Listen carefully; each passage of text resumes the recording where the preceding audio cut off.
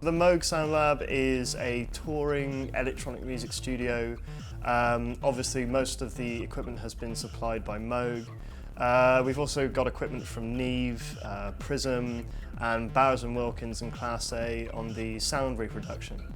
Our aim really is to kind of, I guess, provide the chance to come and use a lot of this equipment, particularly the Moog System 55 modular synthesizer, to artists both musical and outside of musical spheres that would never have the chance to do so.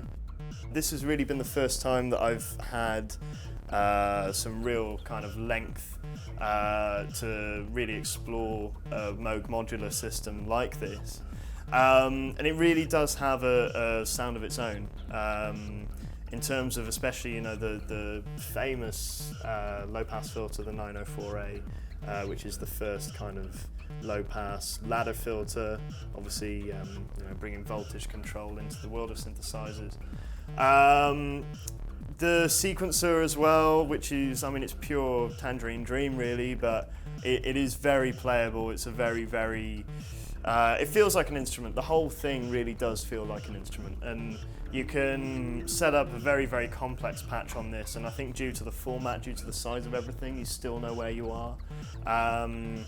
You know, it's really great, and there are a few quirks. There are some very interesting kind of glitches, but using those to your advantage, again, opens up a completely different world. I guess the primary objective really is the Moog record library, which will be a record label coming soon with recordings pressed to vinyl from most of these artistic residencies.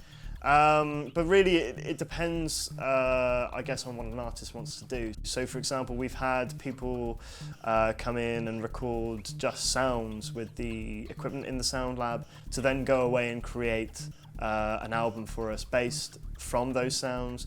We've had people who have recorded hours upon hours upon hours of material, of which is all really releasable. We've then got to kind of bring that into a releasable format. I mean, one of my favorite things to do really is overdrive this filter.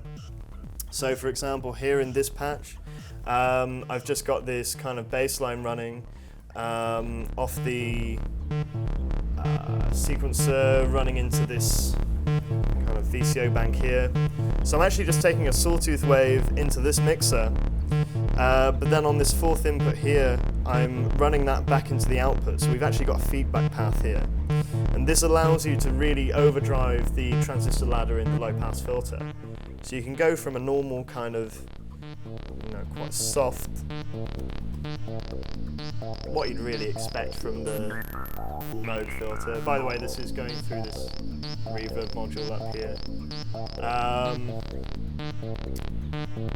But if I start to bring up this drive, kind of up as well at the same time, we actually start to drive the filter itself to the point where the transistors kind of oversaturate and you just get complete silence. So if we back that off slightly, you can then bring up the resonance. You start to get a real growling on it.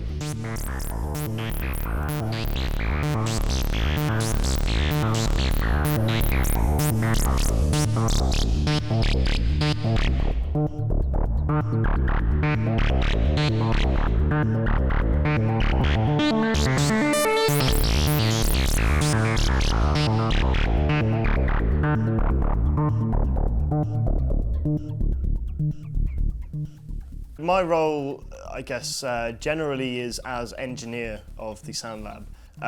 You know, one minute I'll be kind of, you know, at the back of one of these things with a soldering iron. The next minute, you know, I'll be sat at Logic or Ableton Live, whatever, kind of exporting stems for people to then take away and remix. We've just had Andy Blake, whose background is in kind of acid techno. He's a DJ primarily. And then we've got Ian Forsyth and Jane Pollard, who are filmmakers. You know, it's the real beauty and the real joy in this project is seeing all of these different creative processes. And creative processes which don't even necessarily belong to operating or working with a synthesizer. Also, these modules down here, Most of the Moog envelopes use the S-trig standard, so you have the kind of reverse of the normal key off is ground, key on is 5 volts. With these, it seems that the key off is around 12 volts, and then when you want to key on, you ground it. So we have this interface module to then convert V-trig, which is 0 volt off, 5 volt on, to S-trig. But the B column here, which is these 6 jack sockets, goes via this kind of integration time. So you can actually get a really interesting kind of subdivision parameter here. So I've got my kick actually being triggered off the same pulse as the kind of hi-hat there. But because I've brought out this integration time, I can actually take that down. You'll hear we get kind of dotted 8ths into 8ths, and then back into 16ths. And we can do some various, different, almost polyrhythmic kind of feels with that. So that can be quite interesting to play with, and then doing that with the hi-hat as well.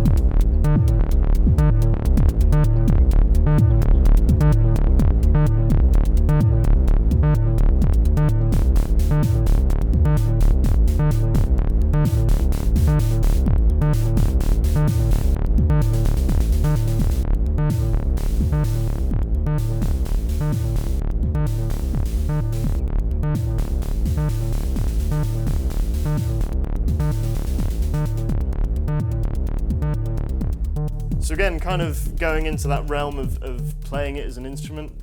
So really in the SoundLab, the 55 always sits on these racks. And these racks are joined via Moog's trunk line system around the back, straight in. So I can actually patch, for example, I've got this kind of percussion line here. So it's actually coming from the little Eurorack system up here. But that's going straight into this input here. And that is actually feeding this rack of Moogafogers. So we can then, for example, bring up the feedback.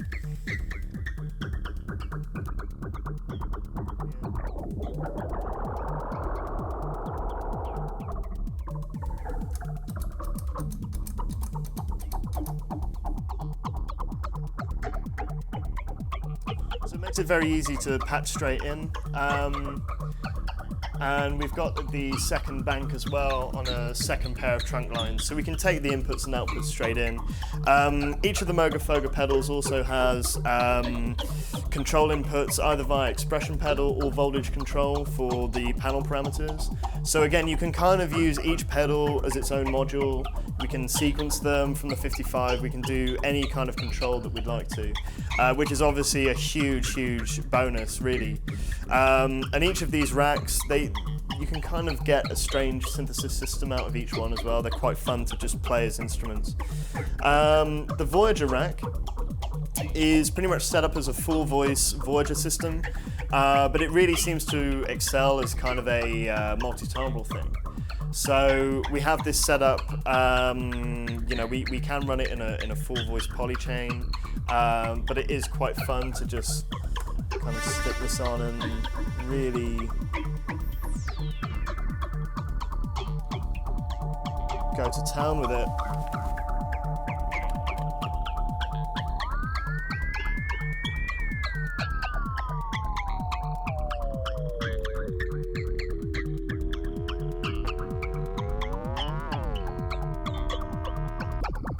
We tend to kind of do a lot of drones and kind of effects with them, but they are also fully controllable via MIDI, so if people want a kind of full voice system with, you can get up to 12 oscillators running at the same time. It sounds really quite rich, especially with the stereo filters. That's all going into our Neve 8816. And this mixes down both the kind of 8 Voyager channels. Each of the Voyagers is in stereo, and also we have 6 kind of fatty channels. So we've got the 5 slim fatties, and those are all controlled over here by a master little fatty. So we can actually control, hoping that if I If I manipulate the cutoff there, you then should see all of these cutoffs change here. So really, this is set up as a 6-voice polyphonic system.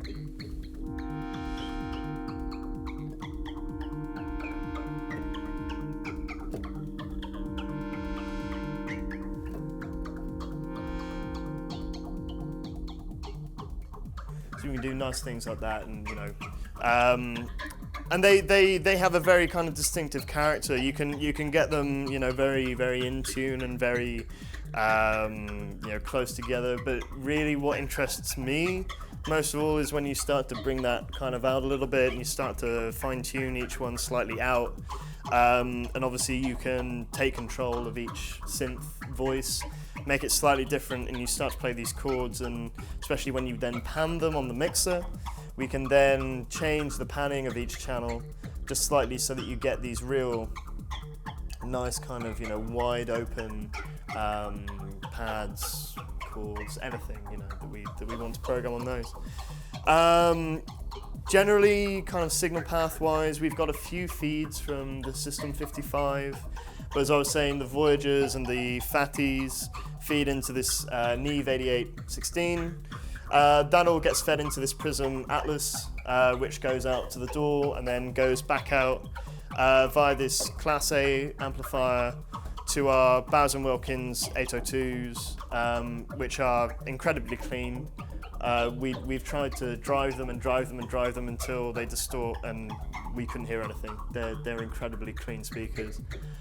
So really, again, that kind of feeds back into the idea of what we want to do is we want to present people some of the best synthesis equipment there is, through some of the best processing equipment there is, through some of the best sound reproduction equipment that there is. And it really is a complete joy to work in here. I mean, both artists, we've had artists emailing us, almost in tears as to how much they miss being here. And me as an engineer, I'm having the time of my life. I can't really believe this is happening. So it's great fun. It really is.